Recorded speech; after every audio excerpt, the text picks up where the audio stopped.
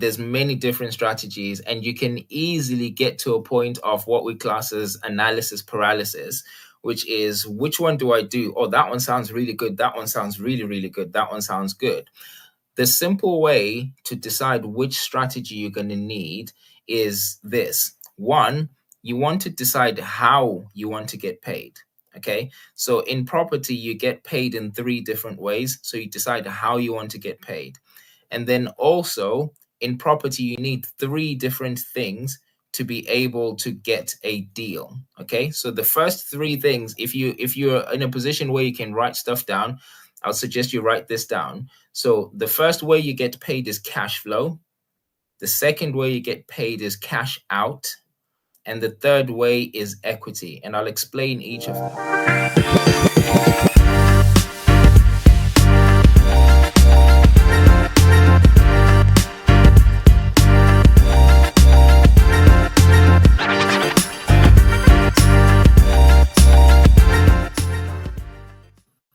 Thank you very much. Appreciate it, Anthony. Thank you very much. Hey guys, to everyone who's listening, my name is Muzzie, and I have been investing in property for a few years now. I think it's about 6 years. And I had the privilege of meeting up with Anthony a couple of months ago. And yeah, thank you for this opportunity to share this information. So if you don't mind, I want to just quickly talk through the information that I think would be helpful for anyone who's considering starting in investing in property. And I'm going to add in a bit of my own background story, which will make it a little bit more relevant to people who are going through what I went through back when I started.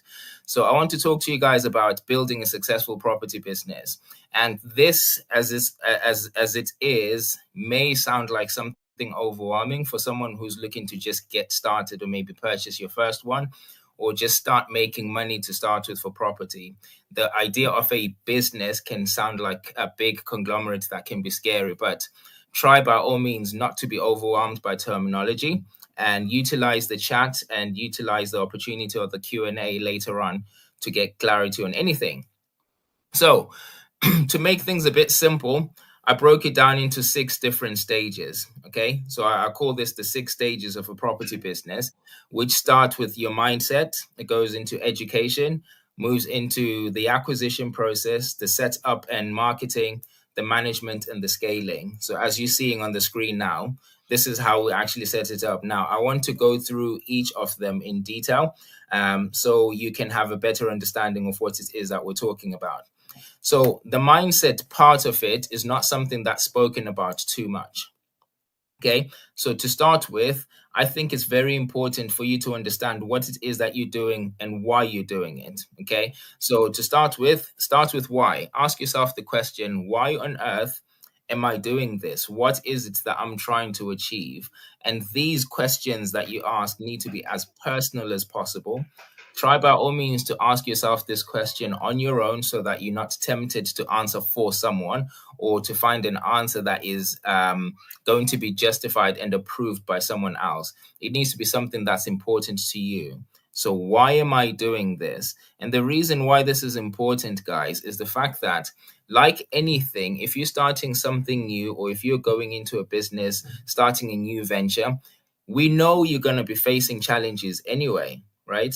And when it comes to property, the challenges are huge because this is one of those investment strategies that you're going to spend the most amount of money, equally potentially lose a lot of money.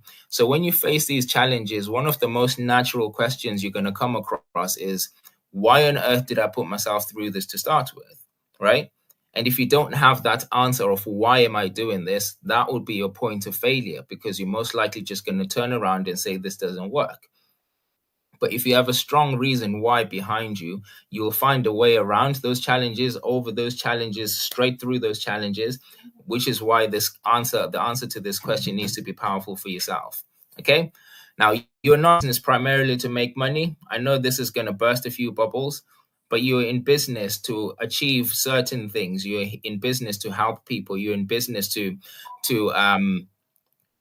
help people achieve what they want to achieve. So you're fixing problems. You're essentially an engineer. You're a problem solver. That's what you're primarily there to do. Now, the more problems you solve, the more money you'll make. but the point is not necessarily to make money. Okay, so find a problem that needs solving and solve it using property. This is what we're talking about today. Now, success is in the journey.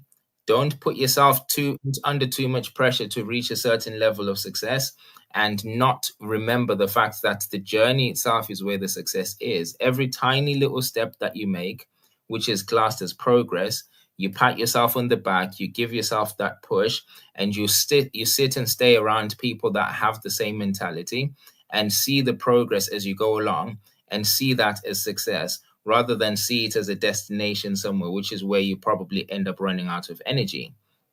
Okay, failure is not a permanent state, it's part of the process. Any person that you can think of that you'd class as a successful person who's an inspiration will tell you the same thing, that they failed their way to that position.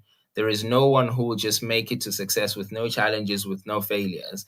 So, failure that you might look at now as, oh, that didn't work, or that was painful, or this was a challenge, probably shouldn't do that again. Use that as a lesson. It's not a permanent state, it is a part of the process. Okay. And then the last one, which is the B voice strategy, is the best option. And I want to go straight into that. The B voice strategy is just simply the best version of yourself. Okay. It's a strategy that I see as the most important thing. So, whatever business you decide to start, whatever strategy in property you decide to start, it will not work if you are not at the best version of yourself, or actually focusing on your own personal development, because the success and failure of your business will just follow your state, right? So, working on yourself is more important than working on your job, is more important than working on your business. Okay. Now, how do we actually become the better version of ourselves? We become intentional about things that most people don't think too much about. 80% of us, or 80%, we are 80% emotional beings and 20% logical beings. So whenever we are asked about what it is that we're doing, we tend to find logical reasons, logical explanations for the decisions that we've made emotionally. Okay. Now, a lot of the things that we do are based on connections that we have with other human beings. We tend to talk about businesses working with businesses, but there are no businesses that work with businesses. It's people that work with people. Okay. Now, when you connect with people in a way, you get a chance to be able to succeed in a way that no one else can actually imagine. So, how connect with other people? We work on being the best version of ourselves. We work on our handshakes. We work on our vocabulary. We work on our smiling and being approachable. We work on our listening skills. I was told a long time ago that we've got 2 ears and 1 mouth. We use them in that proportion because that is what's really important. We work on the memory of names and faces. When you meet up with people, one of the sweetest things that you could say to that person is to actually call them by their name and pronounce it correctly as well. Okay. We work on our beliefs, because whatever you believe about yourself is what you portray to everyone else.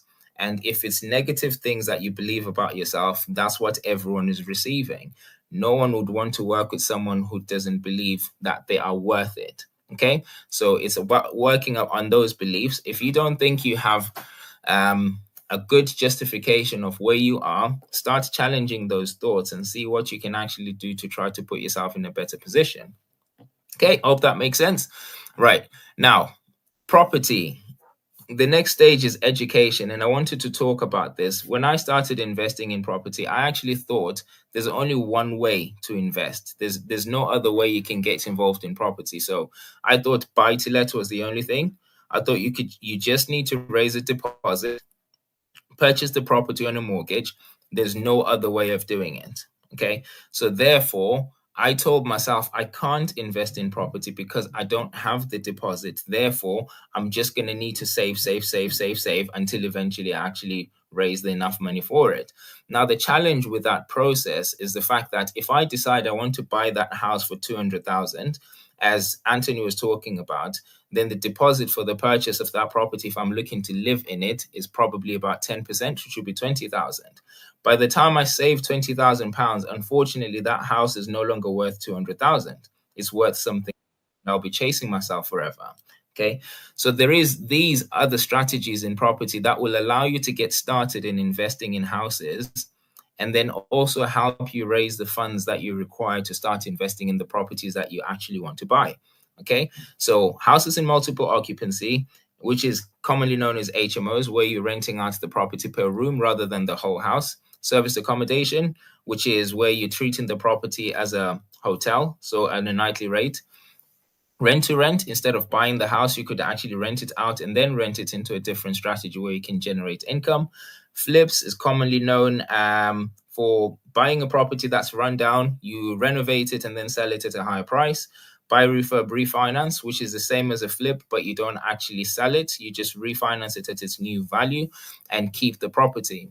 Assisted sales, which is similar to a flip, but instead of actually buying it, refurbishing it, and then selling it, you just acquire the property, work with the owner, refurbish it, sell it at a higher price, and split the profits. Okay. Lease option agreements, which is an opportunity for you to acquire property without having to pay anything upfront and purchase the property in installments over a long period of time. Commercial conversions, it's a great opportunity at the moment where you've got offices, warehouses, and other commercial units and buildings that are no longer being used for what they were used for before. You could acquire those properties and convert them to residential units, which will increase their value. Tenant buyers, at the moment, there's a lot of people that are struggling to purchase properties because the amount of houses that are going up in value and the wages are not going up in the same rate as the property prices are. Therefore, there's people who are struggling to reach the point of being able to purchase. You can actually help them by turning them into a tenant buyer where they can rent your property and increase the amount of money that they're paying monthly, and they're paying towards purchasing that property at the end. Okay. Deal packaging, where you can actually secure properties for people and they pay you for the time of you actually going around and finding these properties. Okay, so we can go into more detail with these depending on the questions that you guys might ask, but this is not an exclusive. It's not all of the strategies, it's just some of them.